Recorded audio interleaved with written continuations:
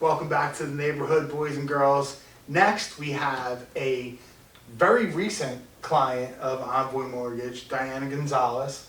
So, Diane, tell people a little bit about your experience with Envoy Mortgage and your loan officer, Vince Gutierrez. I met Vince. Somebody recommended him to me, Okay. that was it from there. I just gave him my information in the beginning, and now we're in our house. Basically, he made it so easy. Nice, that's awesome. Now, did you hear people say this was going to be a crazy process? Were you prepared to, give blood and sign over the next couple children that you have, kind of thing, for the home? I heard, and actually Vince prepared me for that. So Okay. I was expecting it, but again, there really were no surprises. Nice. Now, from the time you started your search and the time you actually settled, about how long did that take? I guess it was end of January, and we just closed mid-May. Okay. And you were under contract for like 45 days. How long did it take you to actually find the house before you closed? Let's say, 2 months maybe. 2 months? And yeah. how many houses did you look at in that time? A lot. A lot? Yeah. That is the current market right now, yeah, for sure. Finding something in my price range and where, in an area I wanted, and in the condition that I wanted. It took a little bit of time. And when you walked into the house, or when you pulled up to the house actually, did you know that was your house? Was it one of those things like, boom, this is where I want to live, I really don't need to look anymore, this is what I want? Yes. Okay. Yes. That's good. Somebody told me that I would know when it was my house, and I didn't understand. But yes, I walked in there and said, sold. So what do you think the most important thing that you saw in that first little visit was that made your heart flutter and make you want that? Was there one specific thing like, yes, finally there's a half bath downstairs? Is it bi-level? Yeah, it's two level. Yeah, it's 2 floors, and it's just like perfect for me and my son. Nice. Yeah. And you said you are not fully moved in yet, right? No, fortunately we can take our time. Okay. What have you done since you moved in to the house? We steam clean the carpets. Okay. And next is the beds. Okay. And then get some food in there and just keep chugging away. Nice. Are you doing any making it Diane's place kind of stuff, like some cool paint or some other things, or are you going to move in and then slightly do that kind of stuff? Well, first thing I want to do is set up my son's room. Okay. We're going to do space themed and get that done first. And as an artist, I'm going to need to set up a studio space somehow. Mm-hmm. But I'm not making any permanent changes just yet. I want to see how we live in there, where things fit first, and then I want to do an overhaul. Yeah. So was it worse than what you thought it was going to be, or was it like when you got done you're like, oh, that wasn't really that hard? I wonder why I got so worked up about it. It was stressful. Mm-hmm. But it all worked out. I think it was a little scary because of what I heard, not so much of what I experienced. Okay. So if someone's watching right now out there and they're gonna get ready to embark on their journey being a first-time homebuyer, what advice would you give them for how they should approach things right now, the way the market is? Well, I found success in word of mouth before the house hit the market. Okay. That really helped us, I believe. Okay. And how did you pick, we know you were referred, Vince, but how did you pick the realtor that you used to purchase the property? Actually, the house was under contract with a realtor, and I Okay. used her. I weighed out the pros and cons of it, and it worked out well. Okay. Yeah. Awesome. Great. Thank you very much for coming in. Thank you. And I want a picture of the room when it's all done. Will you send that to me? Awesome. Thank you very much. Thank you. Thank you. We'll be right back with the next guest in Mr. Mortgage's neighborhood. Welcome back to the neighborhood. Our next guest is Nick Christopher. Nick, welcome to the neighborhood. Thank you so much. Nick is one of the leaders in the South Jersey area. Thank you. One of the top producers. Wanted to bring him in so you could talk a little bit about what he did, how he got in the business, and what he sees like in the future. So, how did you get into this crazy business, Nick? So I kind of got into this business by accident, so to speak. I was a land surveyor probably for maybe 8 to 10 years. Mm-hmm. And I was building my house and got laid off 2 weeks before settlement. And my son was going to be 1 year old. Thankfully, I had my license at the time. It was not full-time whatsoever, but got thrown into full-time. So basically it became sink or swim. So And what year was that? 16 years ago, so Okay. 04-ish, Okay. roughly. Yeah. Nice. So the market sucked at the time. I knew nothing but work my ass off, keep grinding, knock on doors. I got thrown right into everything, short sales, foreclosures, you name it, price reductions. Got well versed in all of it real damn fast, and that's how I kind of built my business. I built my business starting from expireds, basically. Sure. You didn't sell the house, I went and knocked on your door and tried to grab the listing. Everybody Nice. knew me that I would grab an expired listing all day long. And then just kind of built and built and built and built from that. Nice. And you know, if you follow people in this industry, there is a tendency to kind of try different places out and go from place to place. You've been in the same place I've for been a at my really long same time. office since day one. Okay. They've treated me well, they trained me, same thing, my broker told me from day one, if you list, you last. If you list, you can be on the beach and someone's gonna sell your house. Sure. You could be in France, or you could be wherever, someone's gonna sell your house. If you have inventory on the shelves, like Macy's or what have you, then Mhm. someone's gotta come to you. So I've always tried to focus on the listing side to keep that aspect going, and you've gotta come to me eventually. Nice, nice. And you primarily you're in the Washington Township area. Is that your My niche, niche, so to speak, spot? Washington Township, Gloucester Township, I'll go anywhere, honestly, if only if it's a referral. I'm not gonna go chase business Sure. in Burlington or what have you, but if you send me a deal there, then Mhm. I'm gonna go for it.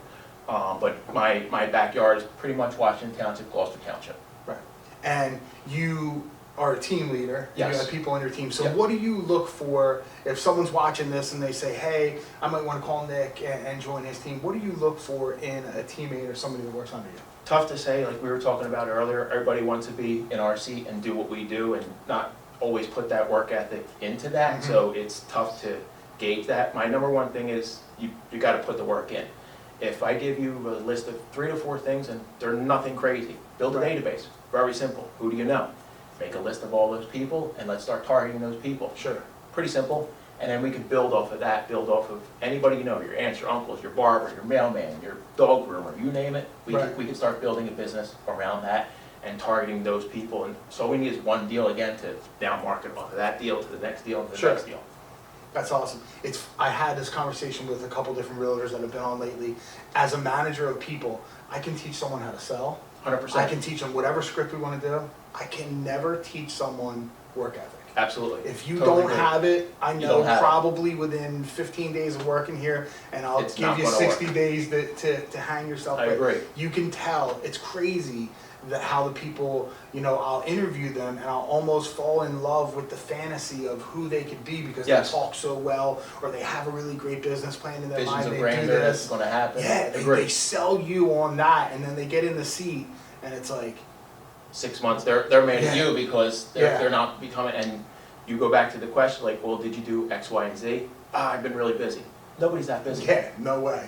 That's awesome. Okay, so let's go 365 days in the future. Okay. What do you see for yourself in the next year in this business, and what are some of your goals and what you hope to accomplish? Some of my goals are to keep growing. If we're going to build a team, I keep my team kind of small, to be honest with you. If I'm going to grow the team, I want people that are going to, like we just talked about, that are going to work like I'm going to work and have that same hustle and same mentality where they want to get to. Sure.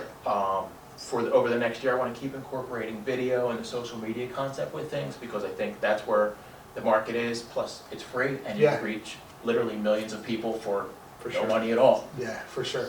That's awesome. And so outside of the 9 to 5 Mhm. work, Nick, What do you do in the 5 to 9 area? I know I see at the gym 5 every once in a while, yeah. 5 a.m. at the gym routine kind of thing. The morning routine is I get up, I try to do a little bit of reading first, and then take my son to school, and then hit the gym, and then from there I try to get in the office between 8:30 and 9 on any given day. After that, like I typically will run out of the office by 2-3 o'clock on most days, and then I'll work from home the rest of the time. After that, it's either my son's baseball game or my son's baseball practice, or I'm getting him into the gym, or we're getting my daughter off to soccer practice. Nice. And then Two kids? 2 kids, Nice. boy and girl. Nice. And then weekends, you're only going to get me on my cell phone or via email unless we've got a predetermined appointment. Typically, I'm not going to show you a house on a weekend. I'm going to divvy that off to the team. Sure. Because we're going to be at a tournament somewhere for the kids. Right. And are you able to establish those boundaries? Was that hard for you to do? At first, it was. Yeah.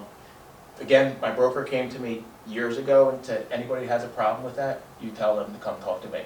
And then I kind of set that boundary, and I made it, if you call me and say, I need you to come show me this house at 12 o'clock on Saturday, my son's got a game, I'm sorry, I have an appointment. Right. And that's it. Sure. I've got an appointment. Yeah, it's tough. I'll get you in that house, don't get me wrong. Sure. But I'm not going to be the one walking you through Yeah. that door. And it's tough for, especially that's one of the things that the younger people or the newer people in the business, to establish those boundaries. It is. It's tough, especially if you're hungry. I mean, don't get me wrong, if you're broke, guess you gotta go show that house. When I first started, it was 7 days a week. Right. It was open houses every Sunday. It was you called, I went. Yeah. Basically, And like you said, as you kind of establish yourself, you learn to start setting boundaries because you have to. Otherwise, you're going to burn yourself out on top of it. How do you juggle the Nick the realtor to Nick the dad, Nick the family man, Not very all well. that stuff? It is tough. It's really tough. The phone's always on. It'll shut off it'll go to do not disturb by 9 o'clock. Typically, I won't take a call after 8 unless we've got a deal in the works or something like that. Sure. The weekend depends on where we're at or what have you. Again, what's going on, I'll take the call. But it's not a 9 to 5 business. It's 24/7. It's constantly thinking of what the next deal is, or did I get that addendum signed? What's going on with this home inspection? Did I follow up with this client?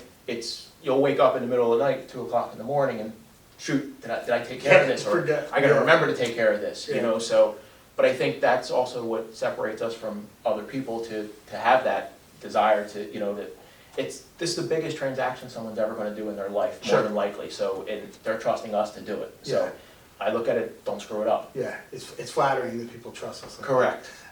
So, okay, let's say you're looking back now, self-reflection from the 16 years you've been in there. Is there one thing that pops out to you where it kind of digs at you and you go, man, I wish I would have done that differently?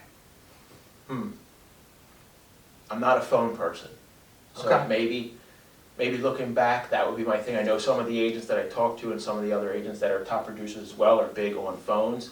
And I've never seen myself as like that telemarketer, so to speak, where I'm sitting there with the headset. You mean cold calls? Yep. Okay. I've always, 95% of my business comes from referrals. So I've never picked up the phone and dialed for dollars or so to speak and all that stuff. I've never seen myself in that aspect. And I know if you look at Tom Ferry and Buffini's and all these big time coaches, they do preach that. I just never can wrap my head around it. I've bought dialers in the past and thrown that money out the door and gone. Yep.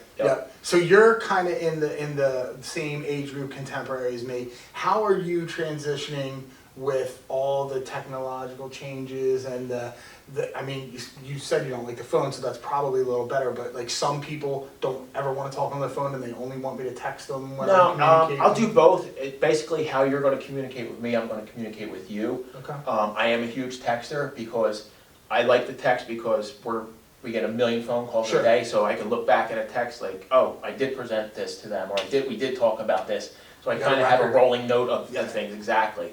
Or emails as well. Depending on, like, I have a couple offers coming in on a property right now, and I told them straight up, I'm like, I'm going to text you them, basically the cliff notes of what's going on. Right. And we're going to run this showing through the weekend, but come Monday, we're going to have a conversation of all these in detail. I'm just going to tell you it's 240 with 20% down, 10% down, close date, conventional FHA, VA, so to speak. And then come Monday morning, when we have all those offers in front of me and I have all the details, now we're going to have that full conversation of what's going on with it. So in your experience, because there's a common buzz in the industry right now, if it's not conventional or cash, it's not a good offer. when you see a VA offer come in or an FHA offer come in, is there anything that a buyer could do that would make them look better in your eyes when you're fielding offers? It's a conversation. Yeah. Too many agents are just gonna send an offer over and never have a phone call after the fact.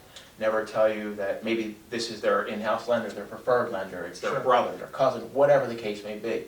I think that's important because nobody wants to talk, again, nobody wants to talk anymore. They'll just Right. send it over and keep their Right. fingers crossed like, my buyer's golden. Yeah, okay, sure. Give me the details. If you're gonna go over asking, give me proof of funds with that. Give me, why, I don't care about the love letter, because I'm not gonna read it. And I tell my Right. seller, if you wanna read it, go ahead and read Sure. it, but I could care less about it. It's a business decision for us. I'm not swayed by FHA, VA, what have you. If the deal's strong and the deal makes sense and you've got money to back the deal up, and it's a lender that we can all agree on, let's do it. Awesome. I love that answer. That's great. That makes me feel good because I talk to a lot of realtors and they're like, "Oh, it's got to be cash."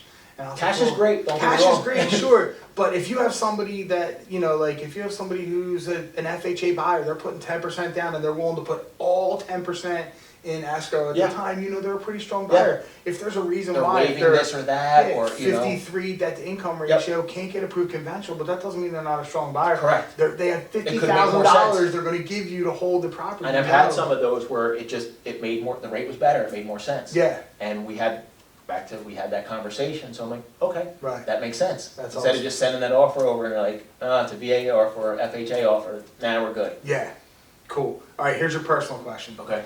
I know you're a little bit sports. I picked that up with you. So you can go to any sporting event that ever happened and watch it right now in the present, and you can bring one person with you to watch the game. What's the event you would go see, and who's the person you would bring with you?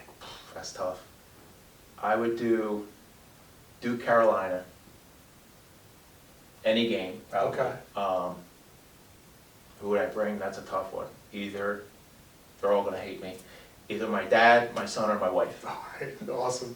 Cool. Nick, thanks for coming in. Pleasure. Thank you for having me. Pleasure having you. We'll be back with the next guest on Mr. Mortgage's Neighborhood. Welcome back to the Neighborhood, boys and girls. Our next guest is Rick Elfrith from Brown & Brown Insurance. Rick, welcome to the Neighborhood. Thanks for having me. Awesome to have you here.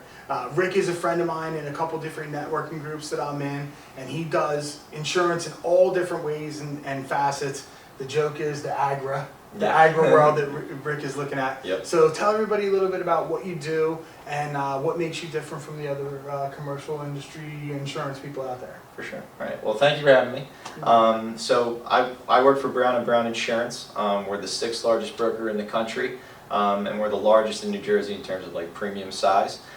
So I work with all different types of businesses, whether it's manufacturing, restaurants, daycares, different stuff like that. But I actually have a niche in the agribusiness space, Yes. which you mentioned, Yeah. which is like farms. So I deal with different types of farms in New Jersey. I mean, we do live in the Garden State, right? Yes, So there's a lot yes. of opportunity here. But I also will write insurance for horses. And horse Equine. Equine, yeah. I love that. I'm in the equine world, yeah, for Rick sure. throws the equine word around a lot. I love it. I love it. Yeah. And what's funny was I always thought there was like really just 3, big time horse races in the year, and that was really it for the horse, Right. for like the horse industry. But come to find out that there's a whole different type of like practices and different types of Sure.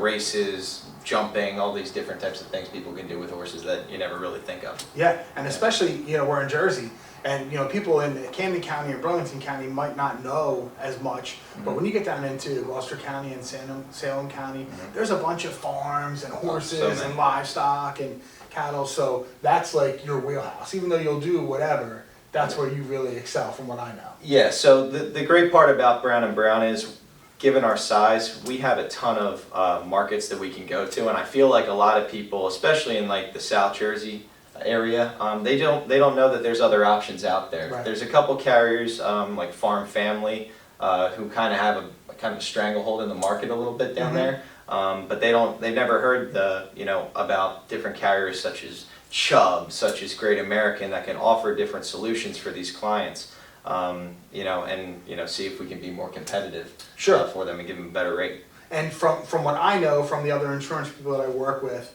there's a huge difference between a broker and one of the big names that you see. And a lot of people tend to look to the big names because they see commercials and they see those things.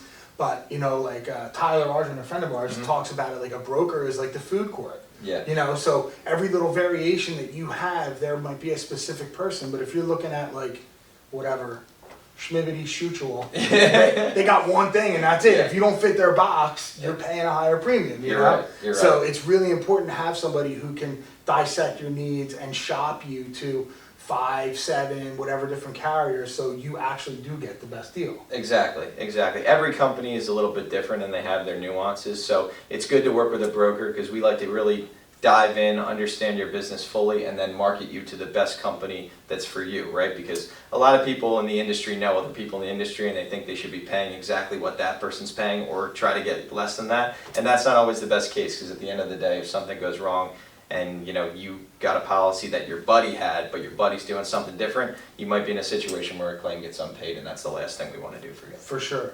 How did you stumble into the insurance agency? We were just talking, and you were a college baseball player, and how does Rick Elfrith, the college baseball player, become Rick Elfrith, the insurance broker? Well, I always dreamed of it. I always dreamed of being insurance. No, no. A majority of the people in the industry, we kind of just fall into it, but.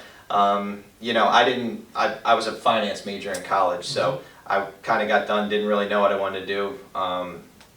I kind of found Brown & Brown, learned the insurance from the ground up. I've been doing it now for 7 years. I really understand, you know, insurance and all the nuances and coverage. And I really enjoy, you know, educating people because, you know, no one wakes up and says, oh, let me read through an insurance policy, right? No, Let me read the rights and warrants on this thing. They rely on brokers like us to try to help them out and put them on the best path to get the most affordable insurance possible, but most importantly, get the right insurance because at the end of the day, like I said earlier, you know, if there's a claim and it's unpaid, you're going to get mad at me. Sure, sure. Now, with all the recent changes in New Jersey with the marijuana and the cannabis and the hemp industry and all that stuff, what kind of opportunities has that opened up for you? And how do you see that going in the next 2, 3, and 4 years with the expansion and the growth? Let me tell you something. So we have a producer in my office who specializes in it, and he is a very busy guy. Yeah, for sure. There are a lot of people signing up and trying to get into the space, but there's a lot of regulation with it too. Sure. So they got to make sure they match, you know, all these different criteria for it. I could get into the weeds with you, but it'd be a very long video, trust me. So if anybody needs anything for insurance, feel free to call me and I'll connect you with the right people, and Sure. you know, we can definitely help you out. But there's a lot of options out there, and we have the specialty at Brown & Brown to help you out. Awesome. All right, so let's get away from the 9 to 5 Rick Elfrith, Uh-huh. and let's go to the 6 to 10 Rick Elfrith. Okay. What do you do in your free time to either warm your soul or make you go, wow, what are your hobbies? How do you, Yeah. what makes you tick? So, I'll say this. So I'm the first of 3 boys. So, Okay. and with my dad, we kind of have the perfect foursome for golf. So Okay. we love to golf. Me and my buddies who are former athletes as well, they love to golf. So I would say golfing takes up a lot of my time. Me and my wife, we love, you know, we like to binge shows. So Okay. we're on Is it. the wife a golfer? Oh, she's not a golfer. She's not a golfer. She's not Okay. a golfer. No, Okay. no. She's a driving range girl, but she's not a golfer. Not a golfer, gotcha. Yeah, no. So we've been to shows. We go out to eat a bunch, and we try different restaurants in the area. We live in Mullica Hills, so we're down in the Swedesboro area a lot. We try to go to Pittman a lot. So yeah, we have fun. We like to travel. We're going to Aruba Nice. in June, Nice. so we're looking forward to that. So yeah, that's a little bit about me. Binge show. What's your top 2 shows of all time? Cable kind of produce shows. I mean, we got to go Sopranos, right? Okay. I'm there. Sopranos is an all-time show. I'm a Breaking Bad guy. Breaking Okay. Bad's awesome. I'm a huge Walter White guy. That whole show. I'm gonna start Better Call Saul soon too, because Okay. that's like the spin-off of Uh-huh. it. So yeah, no, those 2 are probably my top 2 shows all The time. Wire? Are you a Wire guy? You know what? We used to watch The Wire when we would take long bus rides Okay. in college to different different games. And we would all I got through was the first season, but I never actually dove into The Wire. So that's one I gotta get You out. gotta get I gotta watch that, you're right. Yeah, I tend to be an HBO person. Yeah. You know, I'm a Wire, Game of Thrones. Oh, you know what? Game of Thrones too.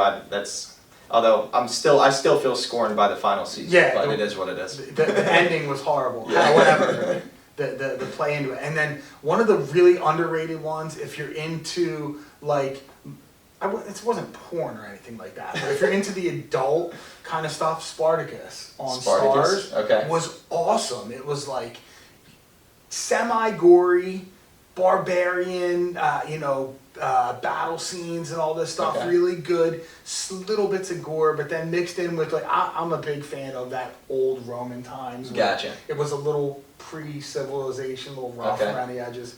That was an underrated show. The main star of the show got cancer and died in between Oh, the really? first and second season. So it was a tough transition having a new Spartacus in season 2. I can imagine that being But tough, dude yeah. pulled it off. It was pretty cool. All right, your personal question here. Okay. I'm asking the same one to almost everybody tonight, but it doesn't matter. All right. You wake up tomorrow morning, there's a little fairy in your room, and the fairy says you can go see any sporting event that happened ever through history of time, and you can bring one person with you. What event are you watching, and who's the person you're bringing with you? Oh my God. Well, I'm a diehard Philly sports fan. Okay. But like, I played baseball, which you already kind of went over, but I'm a diehard Eagles fan. Okay. So I would have to witness the Super Bowl. Okay. I'd have to go there. I would have brought my dad, but my dad was there. So I'd probably bring one of my brothers. Okay. To Nice. the event. We're not yeah. going to say which one, so they can all wonder. Yeah, we'll let them Yeah, wonder. We don't We'll need to let have them family wonder. arguments. Yeah. We know who it would be, but you're not going to say. Yeah, it out off loud. camera we'll talk Right, about we'll talk about it. Awesome, Rick. Thanks for coming. Thank in. you very much. I Neighborhood. appreciate it. We'll be right back with the next guest in Mr. Mortgage's Neighborhood.